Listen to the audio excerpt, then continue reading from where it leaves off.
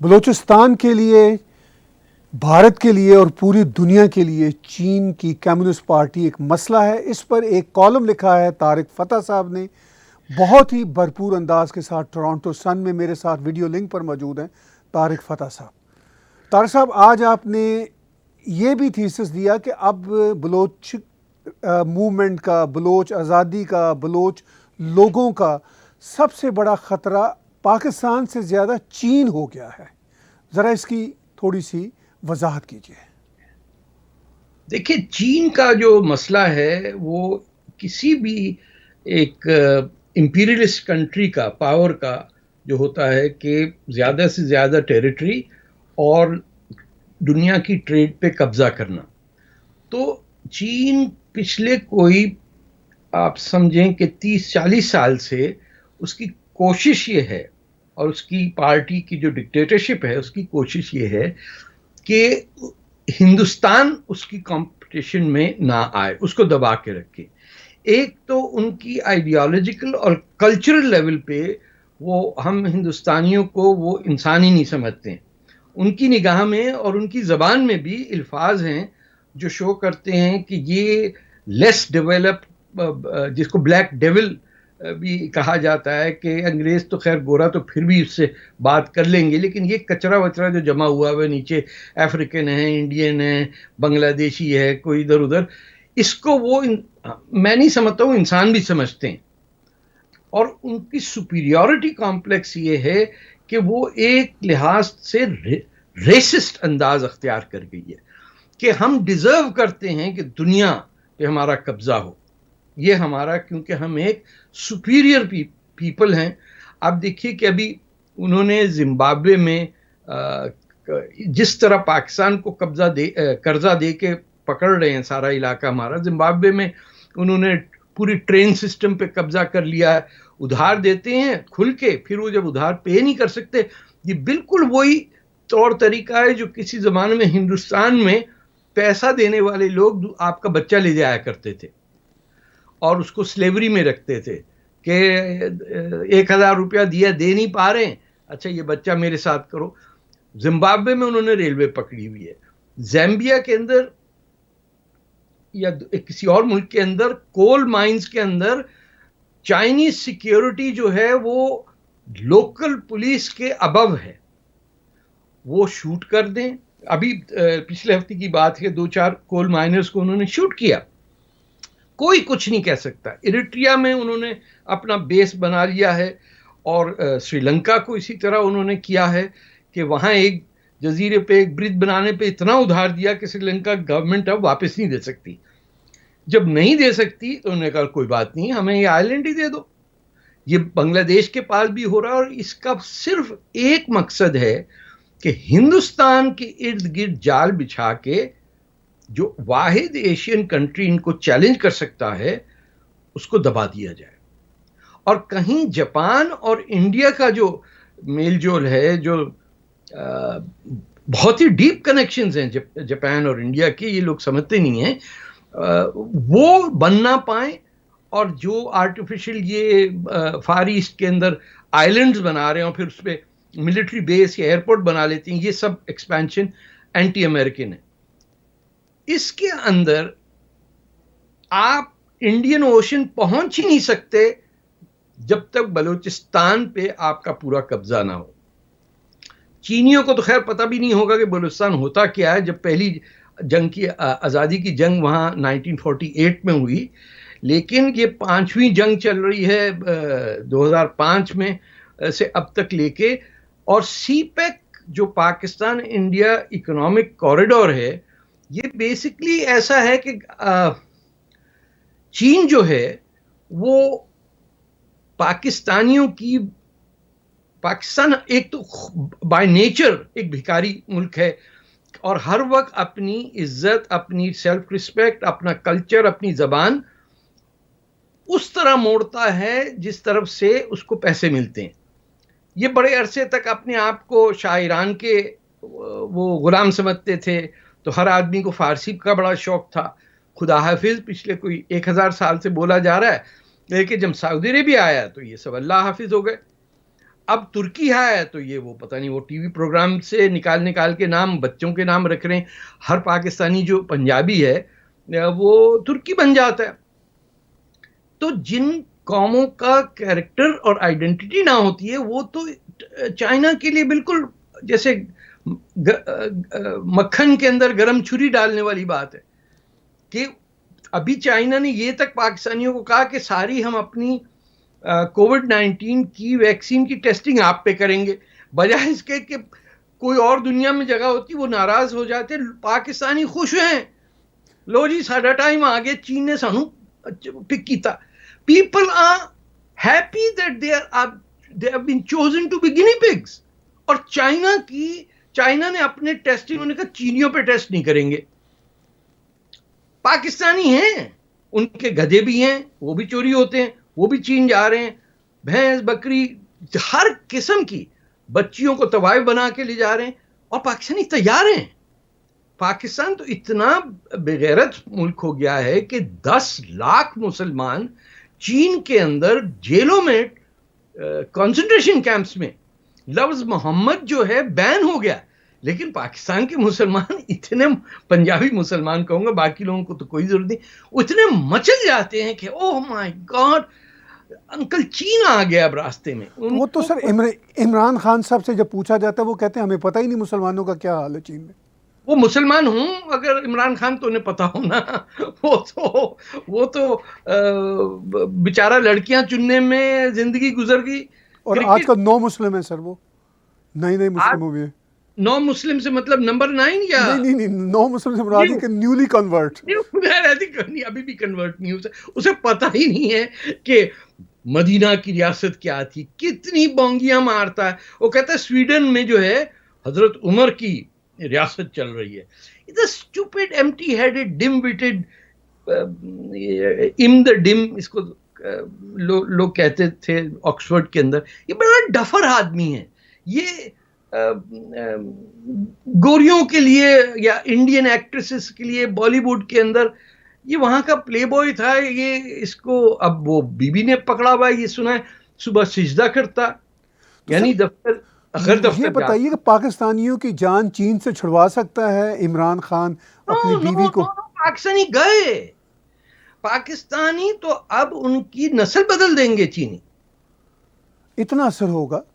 आप जब चीनी पाकिस्तानी बच्चियों को तवाइफ बना के भेज रहे हैं चाइना, या चीनी प्रिजनर्स जो हैं लेबर जो पाकिस्तानी बच्चियों से शादियां कर रहे हैं और बड़े दिल खुश होके, ऐसा नहीं कि जैसे ब्रिटिश रूल ओवर इंडिया के ज़माने में एंग्लो इंडियन कहलाते थे। मेरे कई रिश्तेदार एंग्लो इंडियन हैं, जो मिक्स मैरिज होती थी, जो सेटल डाउन होते थे इंडिया में। ये वो नहीं है। ये तो आप सोचिए कि बलूचिस्तान के अंदर इनका मकसद है कि वहां की पॉपुलेशन खत्म हो जाए, यानी जीरो हो जाए। ये पहला मुल्क नहीं होगा जिसके अंदर हर शख्स को आपने खत्म करना, उसकी जबान, उसकी अहमियत, उसकी कल्चर, उसकी रिसोर्सेज खत्म।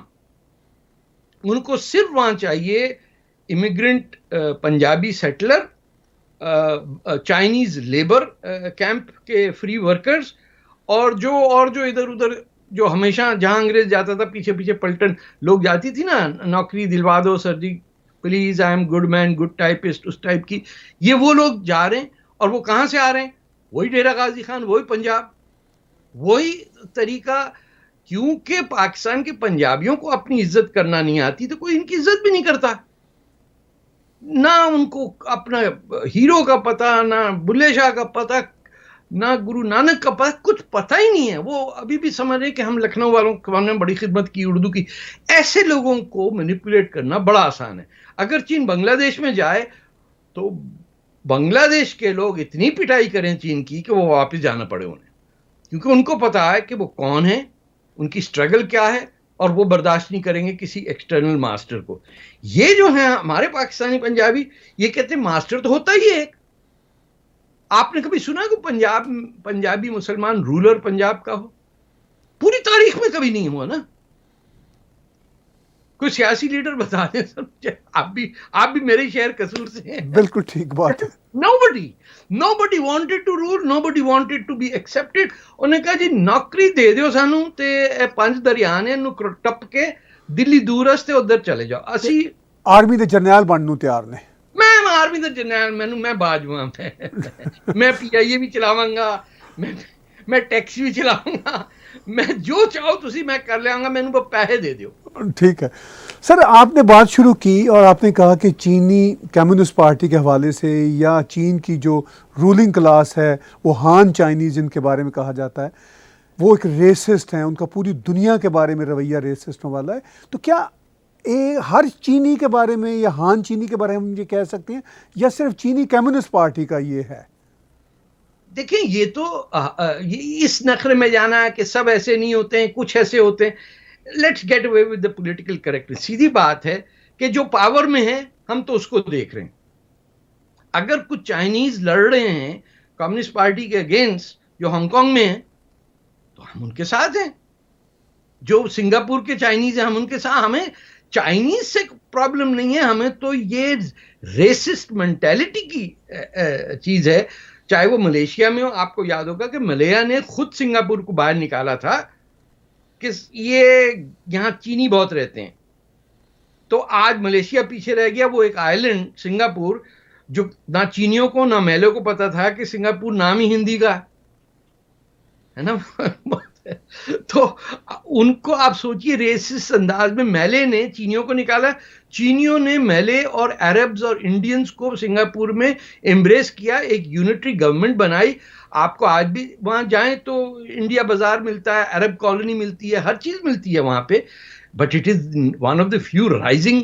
Economies and civilised societies on earth तो it is not Chinese people it is the power structure that makes hundreds of millions of people hate other people देखिए ना आप ये सोचिए कि बलूचिस्तान की तमाम नेशनलिस्ट लीडरशिप ये तो सबके सब कम्युनिस्ट पार्टी और पाकिस्तान में थे गौश बख्श जिंजो को देखिए खैर बख्श बरी को देखिए जितने भी थे सारा लेफ्ट जो पाकिस्तान में वो बलूचिस्तान में था वो ही आज कम्युनिस्ट पार्टी मार रही उनको तो और जिस तरह ये डेक्लिन वॉल्श का मैंने लिखा है जो जिस तरह उसने एक्सपोज किया ये बात रह गई मेरे कॉलम में कि इस कॉलम लिखने के बाद डेक्लिन वॉल्श को पाकिस्तान से एक्सपेल किया गया वो न्यूयॉर्क टाइम्स का पाकिस्तान बेस्ड कॉरेस्पॉन्डेंट था वह by the way decline Walsh को मिस्र से भी निकाला गया ये कुछ हमारे तौर तरीके मुसलमानों के ऐसे हैं कि सच हम नहीं सुन सकते तो उसने इजिप्ट के बारे में लिखा उन्होंने कहा निकाल दो इसको He had to escape from Cairo क्योंकि ये आयरलैंड का शहरी है आयरिश एम्बेसी इसको लेके गई एयरपोर्ट में प्लेन में बिठा के वहां से भगवाया वरना ये मार देते ये तो पाकिस्तानी इसको मारने के लिए तैयार थे he is the only western journalist जिसने बलूचिस्तान के अंदर जाके बीबीसी का भी एक पाकिस्तान बेस्ड कॉरेस्पॉन्डेंट मकबूल अनवर मकबूल नाम है शायद उसका आजकल अमेरिका में he is covered the story अंदर जाके उसने देखा लेकिन आपके लाहौर शरीफ से या कराची शरीफ से कोई नहीं जाता वहां एक तो वहां आपको पता है कि लिफाफे कम मिलते हैं बलूचिस्तान में लिफाफा इजाद नहीं हुआ तो जब तक लिफाफा ना हो पाकिस्तानी साहब ही कहता सर जी लिफाफा ही कोई नहीं है मैं की करा तो we are a victim of Chinese imperialism and there is no escape of the slaughter that will come until and unless एक तो बलोच इकट्ठे हों ये दो मरलों का स्टेप है जी जी 12 पॉलिटिकल पार्टी हैं जब मैं मच में था नेशनल पार्टी थी एक पार्टी होती थी नेशनल पार्टी जो नेशनलिस्ट इंडिपेंडेंस या जो भी आप कहिए उसके अंदर पश्तून हजारा बलोच बराहवी सब होते थे आपको 12 पार्टियां हैं और 4-5 गुरिल्ला ग्रुप्स हैं जिनकी आपस में कईयों के तो भाई से बात नहीं होती तो और ना बैठ के ये समझते हैं कि जंग लड़नी कैसे है इंफॉर्मेशन की आपके 4 बच्चे मर गए आपने अटैक किया ये नहीं बता सके बलोच कि वो Chinese made in China Pakistan stock exchange है उसकी हर चीज चाइना की ओन्ड है। ये तो कोई बताए ना। मैं तो बलोच नहीं हूं, लेकिन क्योंकि मैं I am involve in the movement, I had to find out कि ये पूरी investment stock market, Pakistan stock exchange की मेड इन चाइना है, ओन्ड बाय चाइना है। और वहां सारा ये जो सी पैक की कंपनियां काले धंधे कर रही हैं, वो बीजिंग में नहीं हो रहा, वो कराची में हो रहा। हमारे ही शहर में, हमारे ही मुल्क में हमारा ही दुश्मन आके हमें लूट रहा है और हमारे लोगों को मार रहा है, और पाकिस्तान का प्राइम मिनिस्टर कहता है ये सब इंडिया की हरकत है।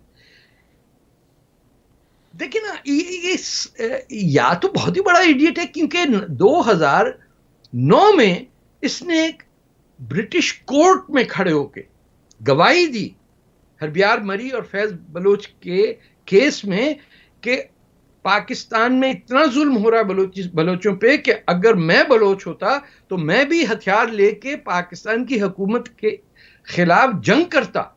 ये इमरान खान के अल्फाज हैं।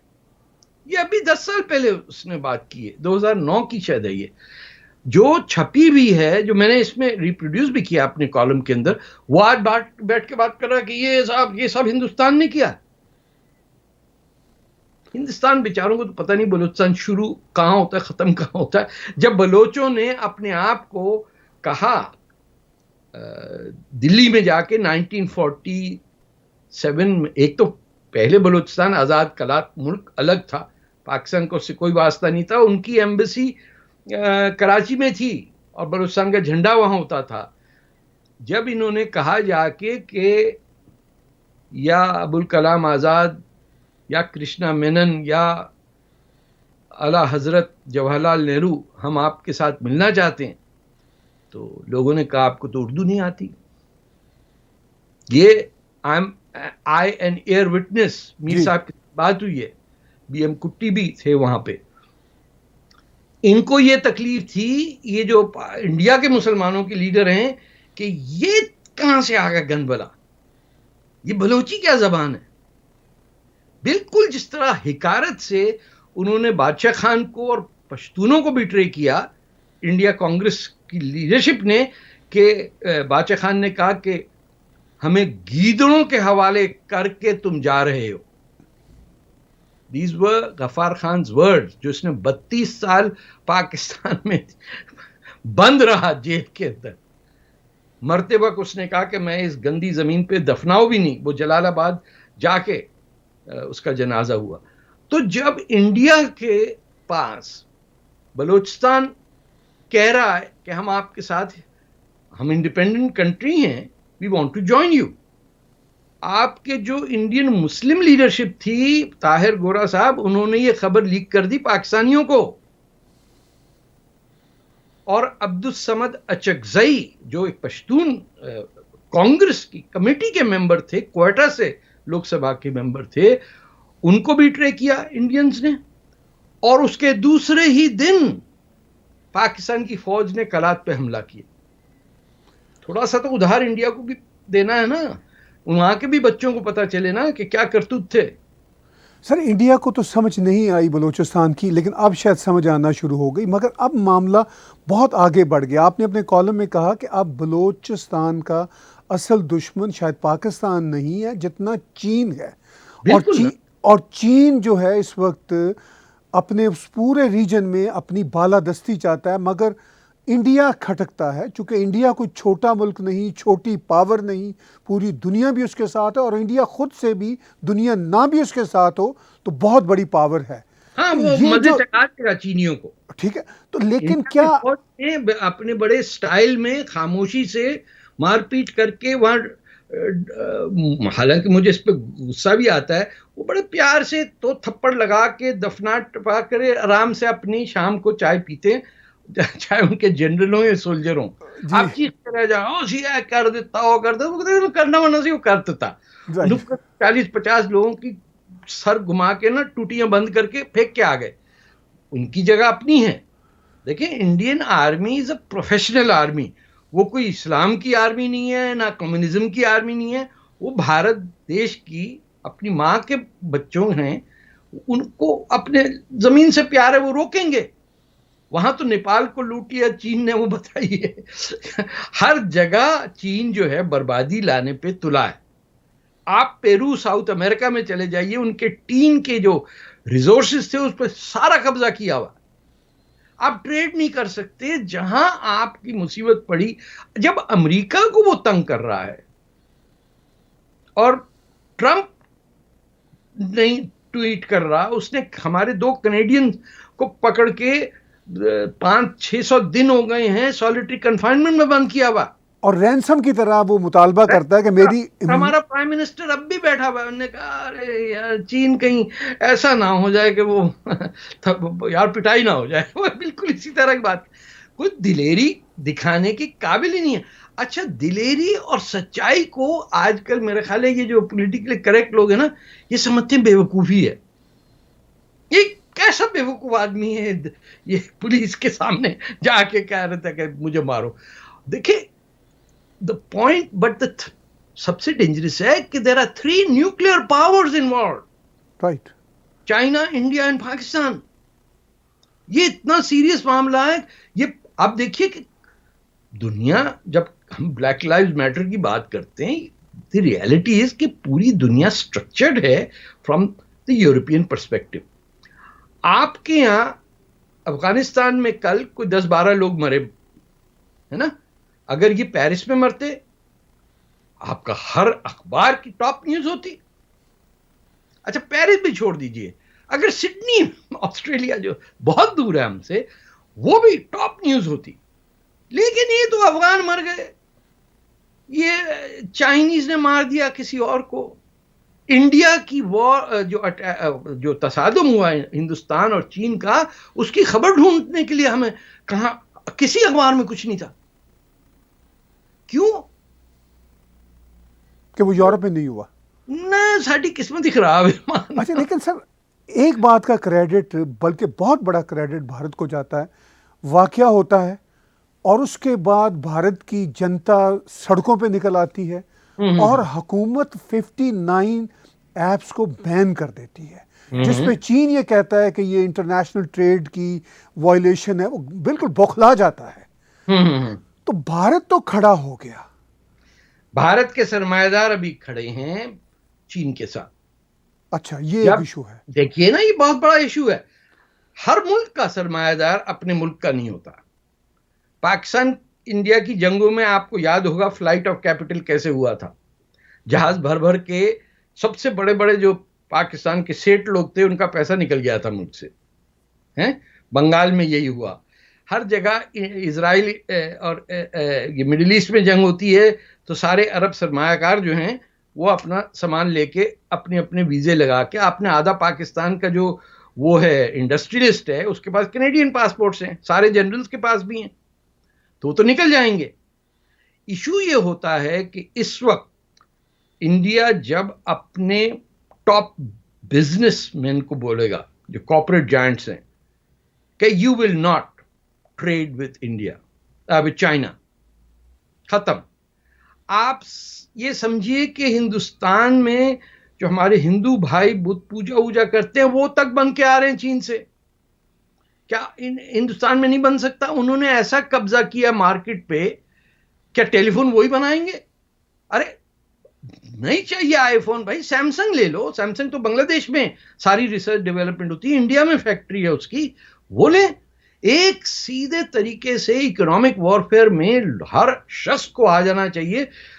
मुझे फोन नहीं मिल रहा है कोई नॉट मेड इन चाइना, मुझे सारा बदलना पड़ेगा वो सैमसंग पे, ये वो।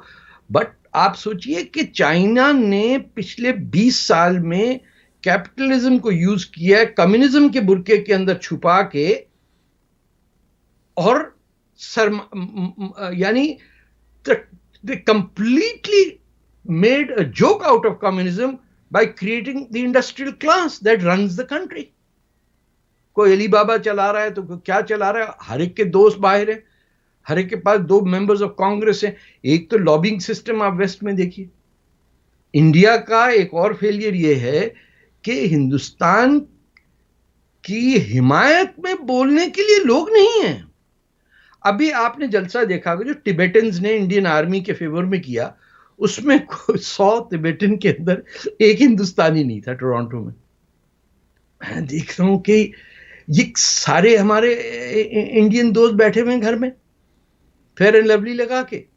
मैम, लोग नाराज होते हैं मेरी बात पे, लेकिन जब तिब्बत के लोग आ सकते हैं बाहर, चाइना की एम्बेसी के बाहर, और इंडियन आर्म फोर्सेस के फेवर में भारत माता की जय कह रहे हैं, और इंडियन नहीं है वहां कोई, सारे तिब्बतन है, क्या क्या करेंगे हम? लेकिन सर वो बिल्कुल दुरुस्त कह रहे हैं आप, लेकिन ये एक बहुत बड़ा बोल्ड स्टेप था, 59 ऐप्स को बैन किया सरकार ने। ये पहला स्टेप है। अभी वो 56, मुझे मजा आता है अगर ये 56 ऐप्स को करते हैं। वो 56 इंच का मोदी जी कहते 56 ऐप्स कैंसिल है। और उसको यूएस के माइक पॉम्पियो ने भी एंडोर्स किया। हाँ हाँ हाँ, और ये एक इम्पॉर्टेंट बात है, फ्रांस ने कहा कि हम अपनी आर्मी अगर ज़रूरत पड़ी तो इंडिया भेजने को तैयार हैं। तो अब चीन के ख़िलाफ़ या चीन की एक्सपेंशनिज्म के ख़िलाफ़, उसकी साम्राज्यियत के ख़िलाफ़ भारत तैयार है। लेकिन भारत के उल्टे हाथ पे एक और सांप बैठा हुआ है, जो गिलगित बल्तिस्तान पे कब्जा किए हुए बैठा हुआ है, हिंदुस्तान की जमीन पे, जो पूरा, मैं कहता हूं ये जब तक पाकिस्तान है, हिंदुस्तान का ये चाकू पीछे कमर में खोप खोप के खून बहाएगा। और इसमें कौन सफर होगा? एक तो इंडिया के मुसलमानों को होश नहीं आता कि वो खुल के आए, हिंदुस्तानी नाम अपने रखना शुरू करें। कब करेंगे? कब तक खुदा हाफिज को अल्लाह हाफिज बना दिया? We have to be part of the land where we were born. हम खुद तुर्की हैं, कहां से आए? कहीं भी नहीं। कोई ईरानी बन रहा है, कोई क्या बन रहा है, कोई सैयद है, रिजवी है, सिद्दीकी है, हंसते हैं दुनिया के लोग। ये बहुत बड़ा प्रॉब्लम है कि मुसलमान का रोल इंडियन सब कॉन्टिनेंट में एक फिफ्थ कॉलम का नहीं होना चाहिए। Pakistan needs to be broken up. India has to give room के बलोच ह्यूमन राइट्स सेंटर बनाए दिल्ली में, या बलोच गवर्नमेंट इन एग्जाइल खड़ी करे, या किसी तरह जो आज से 2 साल पहले जो मोदी साहब ने अपनी तकरीर में कहा था, बलोच के एक रेडियो स्टेशन भी नहीं है इनके पास। वो तो कर सकते ना, कुछ तो करें ना। अरे ये तो करें कि 10 आदमी तिब्बतन के साथ खड़ा करें कि ये हो रहा। हर इंडियन कहता है कि साहब वो मोदी विद वो क्या था ह्यूस्टन में जो हुआ था, 1 लाख इंडियन आया था ट्रंप के सपोर्ट में। अरे भाई, ट्रंप हार गया तो आप क्या करेंगे फिर? There is very delicate issues and China is banking on this कि सारा देखिए ना अब क्या हो रहा। पूरी इंडियन अमेरिकन कम्युनिटी ट्रंप के साथ है, और जीतने वाला वो है एक और नामाकूल स्लीपी जो बाइडन, जिसको ट्रंप कहते हैं। जो बाइडन आ जाएगा, फिर आप क्या रहेगा उसके इर्द गिर्द? तो पाकिस्तानी गुस्से में सारे। उसका चाइना से भी लिंक है, आपको ये आइडिया नहीं है। उसके बेटे को $50,000 महीने की तनख्वाह मिलती थी, वो यूक्रेन में, और चाइना में भी इन्वेस्टमेंट्स है। ये सब होने वाला आंखों के सामने। अरे इस पे भी तो कुछ करे ना। यानी हमारी जो भारतीय कम्युनिटी या डायस्पोरा जो है, लॉबिंग में बहुत कमजोर है, बहुत ज्यादा, कम्युनिकेशन में बहुत, फोटो खिंचवाने में नंबर 1। हाँ ठीक है। एक ही घर में रिपब्लिकन की भी फोटो होती है और डेमोक्रेट की भी होती है। प्रेसिडेंट ट्रंप दे नाल ते प्रेसिडेंट जेड़ा ओबामा दे नाल in the same house. What do you support? Are you member of the? Are you a Republican or Democrat voter? No, whoever is in power, we are with him. Yeah. Very smart. No, it's not. The Pakistani को 400 आदमी on the house in Washington DC काम कर रहा है, हर NGO बैठा हुआ। मुझे एक राजपूत भाई ने कहा, उसने कहा राजपूत की डेफिनेशन ये है, जिसका राज हो उसके पूत होते हैं। मैं भी वैसे राजपूत हूँ। तो yes, अगर राजपूतों का यह हाल हो गया तो बताइए बिहारियों का क्या होगा? हाँ, तो ये सारी जो सूरत हाल है। तो सर ये दुनिया में जो इस वक्त बहुत टेंशन है, कोविड-19 से पूरी दुनिया बौखलाई हुई है, इकोनॉमी टूटी हुई है सर। सारी दुनिया की इकोनॉमी, डायनामिक्स, हर चीज सर बिखर चुकी हुई है। ह्यूमन रिलेशंस बदल गए सर। पुराने सारे फार्मूले बदल जाएंगे इन नेक्स्ट 3-4 मंथ्स के। वो जो हाँ इकोनॉमिक ग्राफ की जो थी ना परसेंटेज, वो हाँ, सब कहीं नहीं रही अब वो। नहीं, ये वो कहीं फैज वाला वो ना हो जाए कि सारे बुत टूट जाएंगे, क्या था मैं अब उस जब बुत गिराए जाएंगे नाम होगा। खैर वो सर, अब हम चाइना पे, इसलिए मैं दोबारा आता हूँ, आपका कॉलम इसी हवाले से, और बलूचिस्तान को आपने ब्रैकेट किया है साथ, और बिल्कुल ठीक किया है। आप खुद मार्क्सिस्ट हैं, और जिस तरह का कम्युनिज्म चाइना आगे लेकर चल रहा है, वो ऑफ कोर्स उसकी जड़ें तो मार्क्सिज्म से ही आनी चाहिए, मगर आ नहीं रही। खैर मैं नहीं तो कोई मार्क्सिस्ट नहीं हूँ। तो सर, ये जो, मार्क्स का पढ़ाई किसी ने चीन में नहीं है। हाँ वो ठीक है, लेकिन चलिए मैं उस बहस में नहीं जाता। लेकिन चाइना का ये जो सारे का सारा एग्रेशन है, या जो उनका आगे एम्बिशन है दुनिया या को चलाने का, वो आफ्टर ऑल इस वक्त तो भारत ने उसको एक तरीके से बांधा है, वो डरे हैं चाइनीज। Yes yes. लेकिन आपको आगे स्टेप्स क्या नजर आते हैं भारत की तरफ से और दुनिया की तरफ से? देखिए, भारत की तरफ से, भारत में एक जो बड़ा प्रॉब्लम मुझे नजर आता है कि वहाँ का जो ब्यूरोक्रेट है वो पूरे मुल्क को स्लो डाउन करता है। आप दिल्ली में चले जाइए, शाम के वक्त हजार बच्चे एग्जाम की प्रिपेयर कर रहे होते हैं सिविल सर्विस में जाने की, जब पूरी कौम को सिर्फ अपना पक्की नौकरी की फिक्र हो जाए, तो एक बड़ी क्लरिकल सी इलीट निकलती है जो सिविल सर्विस में बैठती है, जो चीज़ों को आहिस्ता करने में लगती है, जो कैसा घर अलॉट हुआ है उस टाइप में लगती है। ये वो ना मराठा फौज पैदा करेगी इस टाइप का कि वो 10 दिन में जाके बंगाल पहुंच जाए, ना वो राजपूतों का ज़माना है, ना वो तो ना साउथ से जो सिविलाइजेशन थी। ये हिस्ट्री जो इंडिया को पढ़ाई गई बच्चों को, आपके अबुल कलाम आज़ाद जो मेरे ख्याल है सबसे बड़ा पाकिस्तानी था, उसने तो इनको वाइप आउट कर दिया कि आप हैं कौन। ये बहुत बड़ा डैमेज हुआ। India should reinforce its Indianness, it is its ancestry. Hindu civilisation, Hindu heritage. हाँ, तो हिंदू हिंदू या सिंधु तो किसी की मिसप्रोनाउंसिएशन की वजह से है ना भाई। लोग किसी को हिंद या सिंध नहीं कहना आ रहा है, इससे दूसरे ने हिंदू कहा तो वो हिंदू कहलाए, नहीं होता तो सिंधु कहलाते। सिंधु भी तो वर्ड है। सिविलाइजेशन ही हड़प्पा की है, मोहनजोदारो की है, तक्षशिला की है, नालंदा की है, कैसा दुनिया की टॉप यूनिवर्सिटीज जो हैं 11वीं-12वीं सदी के अंदर हिंदुस्तान में तक, नालंदा के तबाह होने तक सिर्फ हिंदुस्तान में था, चीन से आते थे लोग पढ़ने, है ना। तो अब जो प्राइड है कि हिंदुस्तान के, ये सेक्युलरिज्म के थ्रू मारने का पाकिस्तान को बड़ा इत्मीनान मिलता। इंडियन कहता रह गया हम सेक्युलर हैं, पाकिस्तान ने कहा बिल्कुल आप सेक्युलर ही नहीं। ना आपको पता होगा कि आपने करना क्या, बस सेक्युलर सेक्युलर। और वो आर्टिकल 25 लेके आप मेवट का अगर इलाका देखिए, चाहे राजस्थान में है या यूपी पंजाब में भी थोड़ा आता होगा, हरियाणा में आता है, दुनिया की सबसे, हिंदुस्तान की सबसे अनपढ़ औरत वहीं रहती है। और इस फोर्स को जो सेक्युलरिज्म के लिए करी है, उसने आज तक ना लेफ्ट में से ना इस्लामिस्ट में से उठ के कहा है कि ये कैसी तुम्हारी आइडियोलॉजी है कि इंडिया में पढ़ के लोग कहां से कहां गए। वो मेवट के अंदर औरत 0% रहेगी, या मेवात कहते हैं या मेवट कहते हैं, I might be the wrong pronunciation. वहां से बड़े लोग पाकिस्तान भी आए थे। जी जी, मेवाती एक पूरी का पूरी एक ट्राइब होता था। बिल्कुल। तो वो कराची में, नाज़िमाबाद वाज़िमाबाद के इलाकों में, पंजाब में कसूर में थे उनके घर। बट द पॉइंट इज कि सबसे डफर लोग प्राइड से सेक्युलरिज्म ले हैं, और जो कहे कि नहीं हम इंडियन सिविलाइजेशन के हैं, उनको कह रहे हैं ये हिंदुत्व का है।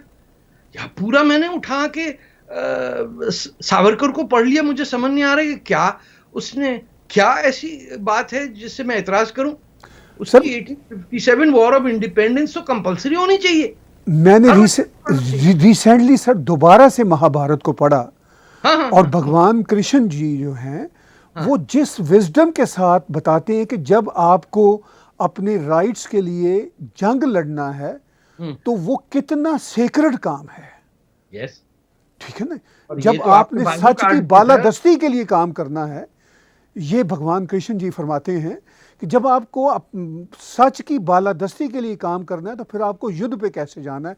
इस वक्त भारत हर तरह के युद्ध के लिए तैयार यूं नजर आता है कि पहले तो वो एक पावर के तौर पर अपने आप को मनवा रहा है।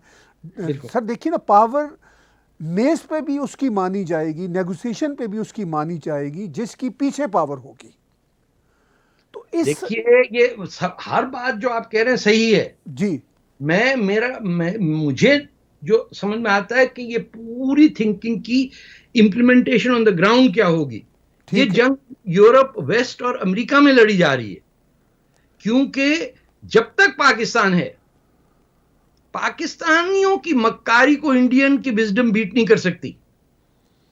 मैं आपको गारंटी दे रहा हूं कि जो लोग जबरदस्ती उठा के हिंदुस्तान के बाजू काट के शाय शाय करते हुए एक शराबी कबाबी सुअर का गोश्त खाने वाले गोल्फर को, अमरीकी बरतानिया के एजेंट को रूलर बनाते हैं, जो कभी रहा नहीं वहां, जो पहला प्राइम मिनिस्टर चुनते हैं जो कभी पाकिस्तान में रहा ही नहीं और पाकिस्तान की कोई जबान नहीं बोलता था, उसे प्राइम मिनिस्टर बना लिया।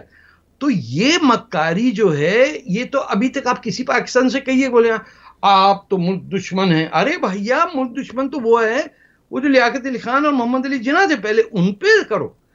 जब तक ये टू नेशन थ्योरी, जब तक हिंदुस्तान के मुसलमान अपने आप को हिंदुस्तानी समझने से कासिर रहेंगे, और कैसे, मैं पाई एक ही, जितने जफर हैं सारे विजय हो जाएं। देखिए कोई एक या एक विजय दिखा दीजिए मुझे पूरे हिंदुस्तान में। मीनिंग तो एक ही है दोनों का, जफर या विजय का।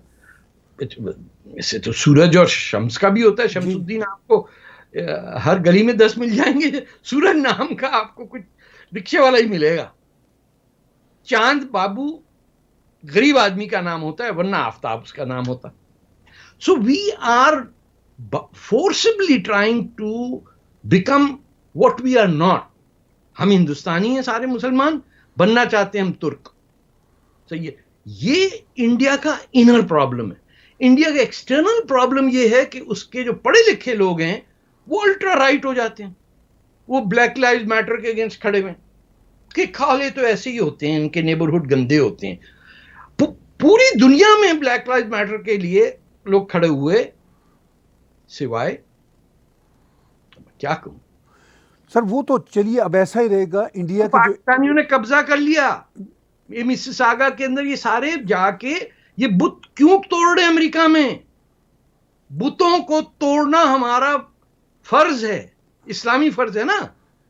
तो अब कुछ समझ किसी को नहीं आ रहा कि ये बुत नाम पाकिस्तान में जो कश्मीर का भी लीडर वो बन गया मुसलमान, बुत चिकन। जी जी बुत चिकन कौन होता है? ये बुत चिकनी हो रही नहीं हो रही अमेरिका में? कोई देख रहा है उसे कि ये कैसे हो रहा है?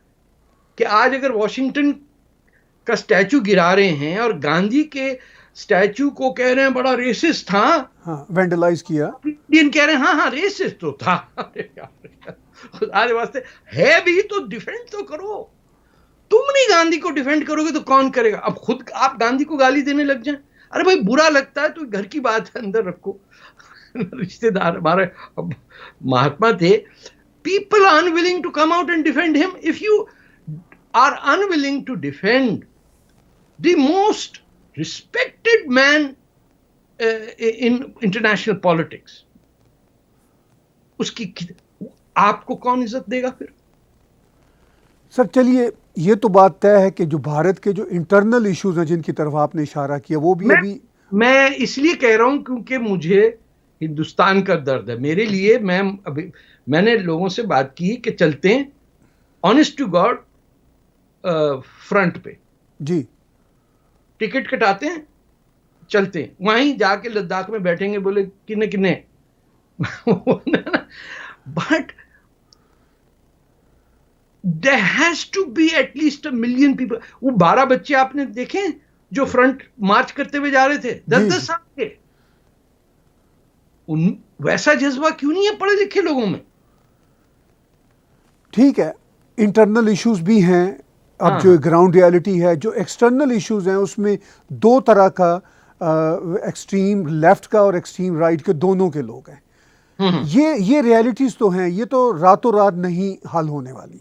ये आप भी जानते हैं, मैं भी जानता हूं, सब जानते हैं। कोशिश करनी चाहिए। In the given circumstances, yes, in the given circumstances चीन को भारत ब्लॉक कर रहा है, और मज़ीद किस तरह ब्लॉक हो सकेगा, किस तरह ये मसला हल होगा, जो आप अपने कॉलम में भी बयान करते हैं। मैं अगर होता दिल्ली में और मेरी एडवाइस को सुनता, तो मैं अब तक पाकिस्तान को as a terrorist state declare कर देता। दूसरी चीज, मैं वो बंदरों का नाच जो होता है वागा पे, मैं बंद करता और वहां जू खोल देता। बोले जिसको तमाशा देखना है आके देखे, हमारे फौजी ये बंदर का नाच नहीं करेंगे। Okay, close, shut down the border, no trade with Pakistan. इसमें कोई क्या ऐसी साइंस है जो मैं समझा नहीं पा रहा हूं। वो आपके जम्मू कश्मीर स्टेट के अंदर रोज भेज रहे हैं टेररिस्ट इन्फिल्ट्रेट करके। वो टेररिस्ट फिर धमकियां दे रहे हैं। किसको आपने आज आरती टिकू का ट्वीट देखा होगा कि कश्मीरी पंडित या कश्मीरी हिंदुओं के जो, उनको ये एतराज है ये टेररिस्ट को, कि आप औरत होते हुए क्यों बोल रही हैं। ये सबसे बड़ी इशू है हमारे इस्लाम फैलाने वालों का, कि ये औरत कहां से आ गई बीच में। Pakistan has to be identified as state sponsor of terrorism. देखिए, जब आप बंबई पे अटैक बर्दाश्त कर लें 10 दिन के लिए, तो आप तो शेयर दे रहे हैं ना दुश्मन को, कि वो आपके शहर पे अटैक हो रहा है और आपने रिस्पॉन्ड नहीं किया। तो अब पाकिस्तान ने इल्ज़ाम लगाया है इंडिया पर कि कराची स्टॉक एक्सचेंज पर किया है इंडिया ने अटैक। जी, अगर इंडिया ने किया है तो फिर वो जो सलमान बलोच की माँ और बहन को आज अरेस्ट किया है कराची से, वो कि इंडिया से अरेस्ट किया, ठीक है हम मान लेते हैं, आप कराची को इंडिया का हिस्सा मान लें, हम खुश हैं। आज ही अरेस्ट हुआ है ना। आप उन बच्चों के जिन्होंने अपनी जान दी है अपने मुल्क के लिए, उनको पता था अब ये भगत सिंह वाली हरकत है, मरना है, वो गए, मर गए। अब उनकी बीबियां, माओ, बाप सबको अरेस्ट करके फौज लेके जा रही ना। बाकी दुनिया तो चुप बैठी है। तो ये क्यों कर रही है कि उनको पता है कि जब तक ग्वादर में इंडिया के चीन के पास न्यूक्लियर सबमरीन्स हैं, वो दुनिया का तेल रोक सकती जब चाहे। चाबहार में इंडिया कुछ भी कर ले, ईरान का भी कब दिमाग फिरता ही किसी को आइडिया नहीं है। कौन सा आयतुल्ला कब चरस पी के क्या कर ले, कोई प्रिडिक्शन नहीं है। इनका चीन से, ईरान से क्या कनेक्शन था कि वुहान के बाद सबसे बड़े केसेस तेहरान में आए। ये कोई एनालाइज नहीं कर पा रहा है कि ये फिजिकल कनेक्शन क्या था। इस पे भी तो कोई गौर करे ना। I have seen no report कि व्हाट वाज द मिस्ट्री कि चीन के अंदर कोरोना वायरस फैल गया, पाकिस्तान नहीं आए, इंडिया उस वक्त नहीं आया, कहीं नहीं आए, ईरान शरीफ में आ गया, 10,000 आदमी वहां मर गए। That means there must be physical contact between some mullahs in Iran and some communists in China. So unless India, and I think it will do, you have to neutralize the role of Pakistan in those affairs. देखिए, सब कोई तंग आ गया। Arab world में से कोई पाकिस्तान से बात नहीं करना चाहता, क्योंकि ये बन गए तुर्कों के गुलाम। और टर्किश, अब क्या बताएं सर, ये वो लोग हैं टर्की के अंदर जो हिटलर को प्रेज करते थे। लेकिन पाकिस्तान की मदद तो तुर्की नहीं कर रहा।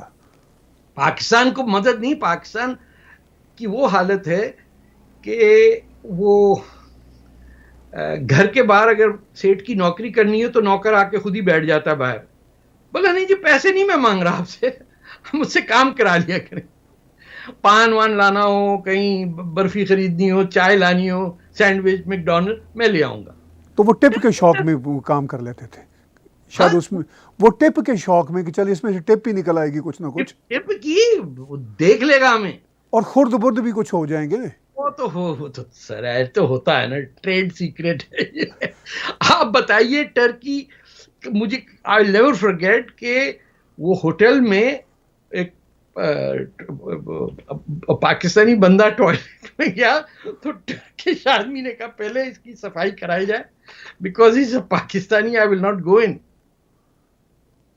This was shocking. ये क्या कर रहा है, ये अपने आप को क्या समझता? वो कहता है पाकिस्तानी, ये जाली लोग। This is your respect everywhere. आज एक किश्ती डूबी है तुर्की के अंदर, उसमें 60 लोग मरे हैं, सारे पाकिस्तानी। वो ईरान से घूम के टर्की के अंदर एक लेक है, नल नाम है, ऐसा नाम है, डूब के मर गए। किसके बच्चे, उनके माँ बाप कौन कौन लाशों को पहचानेगा? कोई कीमत ही नहीं है टर्की के अंदर या ये ईरान के अंदर या अरब कंट्रीज में, वक़्त ही नहीं है। यहां नॉर्वे हो या कनाडा हो, कहीं हो, एक आध पाकिस्तानी मर जाता है।